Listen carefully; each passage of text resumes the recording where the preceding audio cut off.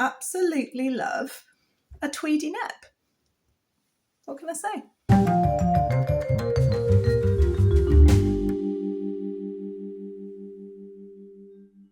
Hello and welcome back to my channel. My name's Gemma and I'm coming to you from my home in Devon. It's 7:45 on 10th of July, Wednesday the 10th of July, that's right. Sun is setting.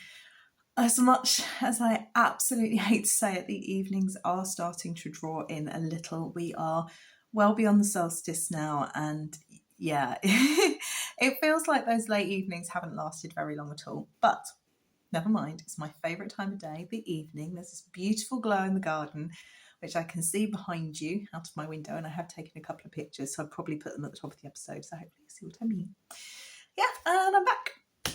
So, if you're new here, I come to you every week with a creative podcast, a video podcast, so technically not a podcast, I guess, sharing what I've been making for knitting, crochet, sewing, a little bit of quilting, and I'm kind of a warts and all sorts of person, so if something goes well, I like to share that with you. If something goes wrong, I like to share that with you. So the trials, tribulations, joys and frustrations of making. Been a maker all my life, for as long as I can remember, and it looks like my son's going the same way, so that's really exciting. I've just realised I'm wearing yarn around my neck. So as I've been wearing it around my neck, kind of like a scarf, which is utterly ridiculous in this weather, maybe I should talk about this first. So if you don't know, I have been dyeing yarn for coming up 7 years now. And yeah, I love it. I absolutely love it. It's my happy place. I've discovered that I'm a lot more creative than I gave myself credit for in the past, but through dyeing yarn. And this week I've been dyeing yarn for Yarningham, which is a yarn festival taking place in Birmingham this coming weekend. So I took most of the yarn that I've dyed up to Kent at the weekend to my friend Mina's, where I was staying. Mina is the person who's having the booth at Yarningham. She is vending as a designer. And she's asked me if I could dye some yarn for kits. So most of the yarn has actually already gone up to Kent, but a couple of ones weren't dry. And so I'm taking them in my suitcase on the coach in a couple of days' time. And this is one of them. I've kind of called this Mina's green. Mina loves greens and natural colours and kind of almost sludgy colours. Not that this is particularly sludgy, but I'm just really pleased with the speckles of orange in there as well. I think that will really appeal to her, but also will show off her sock patterns beautifully. She is a fantastic knitwear designer, garments, shawls, seems to be quite well known for socks. So yeah, so that's Mina's green. So 2 skeins of that will be available with sock patterns at Yarningham this weekend. I've got, as it stands, 4 skeins of yarn left to dye, which is what I'm going to be doing after this, after I've talked to you. I'm going to get the pot onto the hob, get the water heating up, get the yarn in, and then I'm going to take the camera upstairs and edit this podcast. So I don't know what time it's going to be out. I need to go and see what they're doing. All right then, moving on to finished objects. I have one completely finished object for you. I'm so pleased with it. Robin hasn't seen it yet because I've only just sewn down the neckline this evening after he's gone to bed. It looks a bit peculiar, but bear with me. It's okay. I think it's okay. Here we are.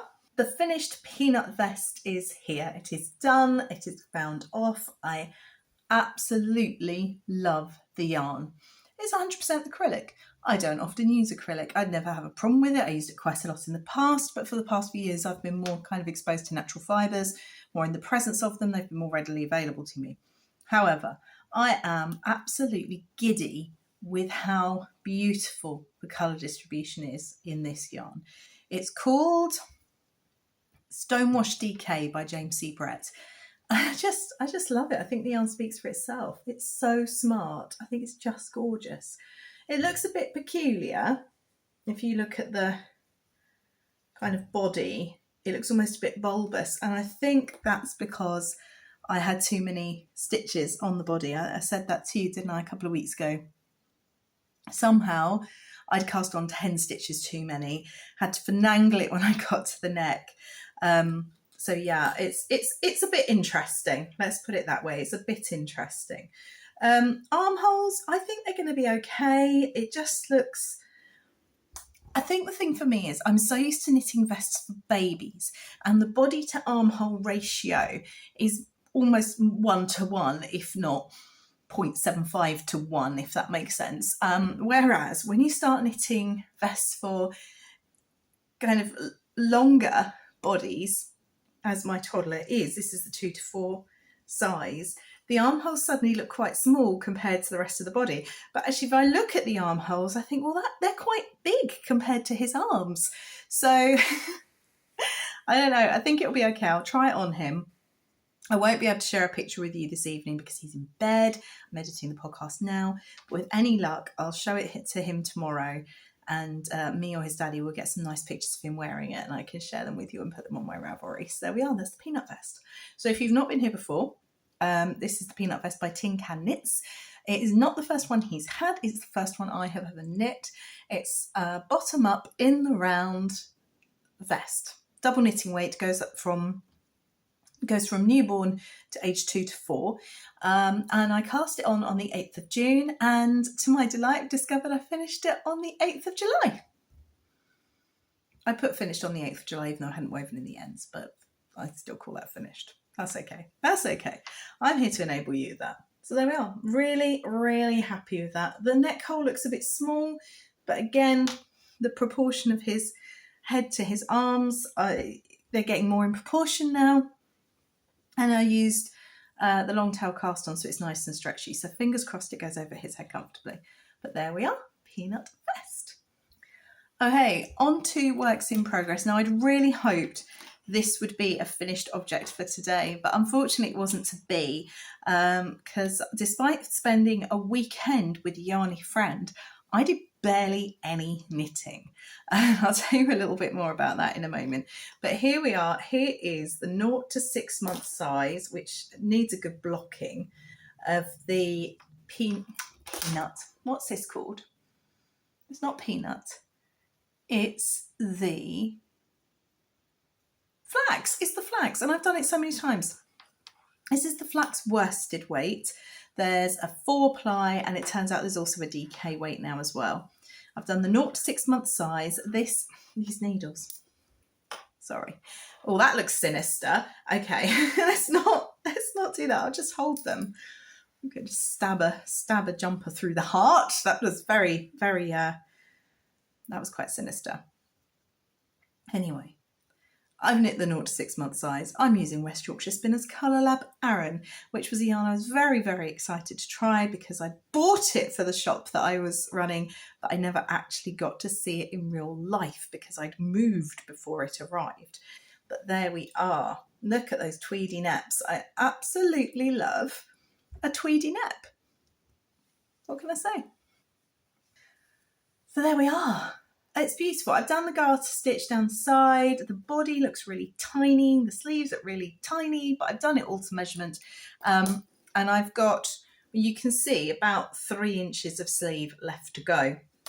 So again, I'll probably finish that tonight while I'm editing this podcast. So a little bit of interest then before I move on to all the blether, because that is literally all I've got to talk to you about this evening craft-wise. Thinking about the Flax is I taught the top-down sweater course I've taught a myriad of times before at Wool on the X. But the difference with this one is this time Tin Can Knits have come up with their app. I don't know if you've seen their app before. It's a free app, and you start off with a library of all their free patterns, basically. So all their simple collection are available.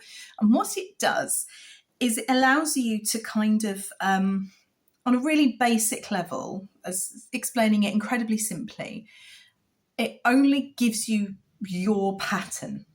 So, for example, if you're knitting a jumper which has 6 sizes, and each of those 6 sizes you have to cast on a different number of stitches, the instruction will say cast on 20, open brackets, 22, 24, 26, 28, 30, close brackets.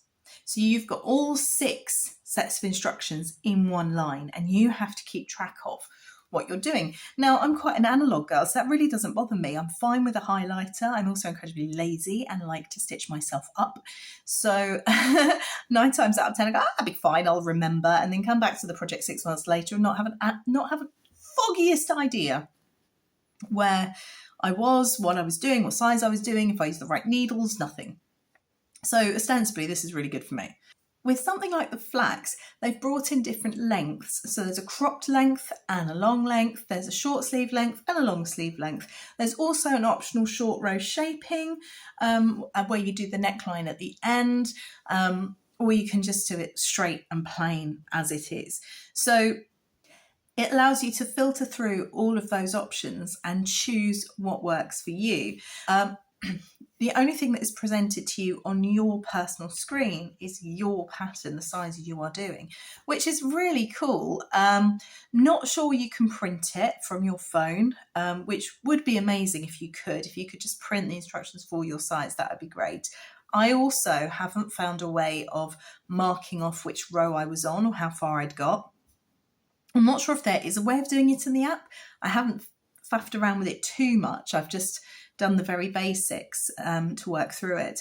And as a free resource, it's amazing. The other thing I need to look into, and I don't know if anyone here knows if you've used the app, is I have a number of Tin Can Knits patterns that I've already paid for.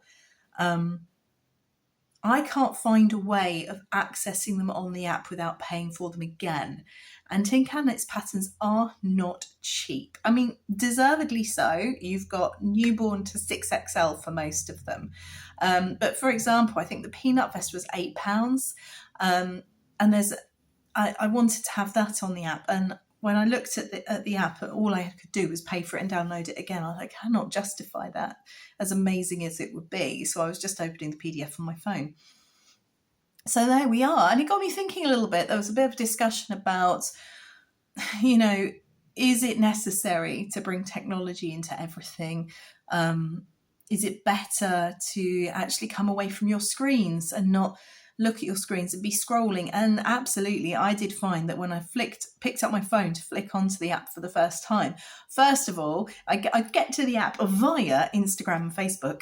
The absolutely deadly one for me is if I go on Pinterest, then I'm lost and you won't see me again for the rest of the day. It's not quite that bad, but time does go when you're on Pinterest, quite alarmingly. There's that element of, do I really need to be looking at a screen again? There's the other one of, what's wrong with a pen and pencil? But then also lots of people don't have printers anymore and most patterns come in digital format. I say most people don't have printers anymore. A lot of people I know don't have printers. Some people just like to work on their phone. There are other apps you can use like Knit Companion and things like that. I think I might do a little bit of a dive into some of these apps and just see what's what. I do love good old pen and paper at heart. I do find it slightly frustrating when I've got the pattern just on my phone as a PDF or whatever format it's in, to have to keep opening it. And also my phone, I don't know if it's peculiar to Android, does this thing where you can't just, even if it's still on your tabs, as you can see what windows you had open, or haven't closed, I should say. If you tap on that window to bring it back up again, 9 times out of 10, it comes up as a blank screen. You have to go back and find the file wherever it's downloaded to randomly on your phone and reopen it again. So it's all a bit peculiar, but yeah. So I'd love to know your thoughts. Have you tried the Tin Can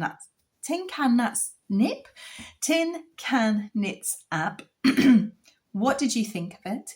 Have I missed something somewhere? Can you help me figure out how to mark off my rows? Is there a way of uploading patterns that I've already paid for so I can access them without having to pay for them again? I'm going to look into this myself as well. I'm not just asking you to do the research for me, but just supposing one of you out there has actually already found the answers, you could let me know. That'd be great. Thank you very much. Yeah. Do you prefer pen and paper? How do you keep track of things? I would absolutely love to know. So let me know in the comments below. Right. Next then. I've had a bit of a busy weekend, as I alluded to. I went to stay with my friend Mina. I was up in Kent for the Search Press Summer Sales Conference, which was amazing and totally inspiring. And between Search Press and David and Charles, we've got over 80 titles coming out in the next 6 months, or 6 to 8 months, I should say, because some of them were from spring 2025 that had snuck into the presentation. And oh my gosh, they're just amazing. I'm going to have to knit faster or start selling these books with my eyes shut, because I'm going to have a list of projects to make as long as my arm. I still haven't got onto the ones that I wanted to do from this spring summer catalogue. It's rather ridiculous, but there we are. So I stayed with my friend Mina, and I left here at something like 7 o'clock in the morning on Thursday to drive up, because the sales conference started early-ish in the morning on Friday. And I thought, well, I'm driving past a lot of the clients that I haven't been to see yet, so I will drop in and see some of them. But the reason I mention the Woolery is because she's got a really eclectic range of yarns. This one is by Herdgarn, and it is sock wool with aloe. Now, I've heard of sock wool with aloe vera in before. I've never actually used it. So it's treated with aloe vera. 75% superwash wool, 25% nylon, 100 grams, 420 meters. And it was $7.25, which is about average now for a ball of sock yarn, but I just thought that was really pretty. And also I thought that went quite nicely with the summer sock camp colours, the kind of theme of 80s and 90s. So there is that. So there's an acquisition for you. Now on to just sort of general chit chat, I guess. So I didn't get much crafting done while I stayed with Mina. I took the peanut vest, the flax jumper, and 2 pairs of socks. I did also rather ambitiously take the little 4-ply cardigan I was starting and the crochet jumper, because I thought the flax just needed 1.5 sleeves. It got part of one. The peanut vest just needed the neckline and the armholes. It got the neckline. My DK sock was on the gusset, I think. Yeah. So I thought actually I could probably do those on the first evening and get into making something new. As it happened, I was over-prepared, but there we are.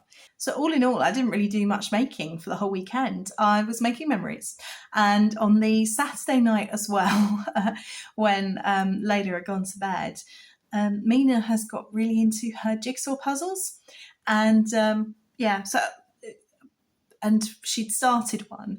I think she started one on the Friday night or the Saturday morning or something. I think it might have been... I can't remember, but she started one, she did the edges, and I basically did the rest. So I was like, oh, I'm sorry, terrible house guest. And then she started another one. We just sat up on the Saturday night just doing this jigsaw together. I think we were way past our bedtime. And again, that would have been time I'd usually be knitting, but I was doing the jigsaw puzzle. And actually, since I've got back, I've immediately got one out, and it's under the tripod. And actually, I'm sort of wincing because I caught the tripod as I stood up, and I just shifted a lot of the pieces where they don't need to be. But yeah, and we went shopping in the morning. So Layla had a birthday party and we went shopping into a charity shop, and I found some Thomas the Tank Engine bedding for my son, which is vintage. I think it's the same as my brother had when he was growing up. And they had four sets of single duvet covers and pillows. So I picked up 2 because we're putting him into a big boy bed soon, and he's just going to absolutely love it. So yeah, I'm starting to think about sewing projects for his room. I need to make his summer pyjamas before it's no longer summer. So that's a job for when I get back from yarning him. So there may be a video about that as well. And yeah, so that's been my week really. That's why you've just got the peanut vest and most of the flax done. So yeah, I don't know how much making I'm realistically going to get done this weekend either, to be honest with you. As I said, I've got to dye a few skeins of yarn tonight. Tomorrow I'm at work, then I come home and I've got to pack. 7 o'clock on Friday morning, I'm on a coach to Birmingham, but it's going to take 5.5 hours. So 5.5 hours of knitting time. I think that could be really interesting. I wonder how many, I was going to say how many socks I could knit. I wonder how many rounds or rows of a project I can successfully knit on those 2 coach journeys. So I'm going up at 7 in the morning on Friday.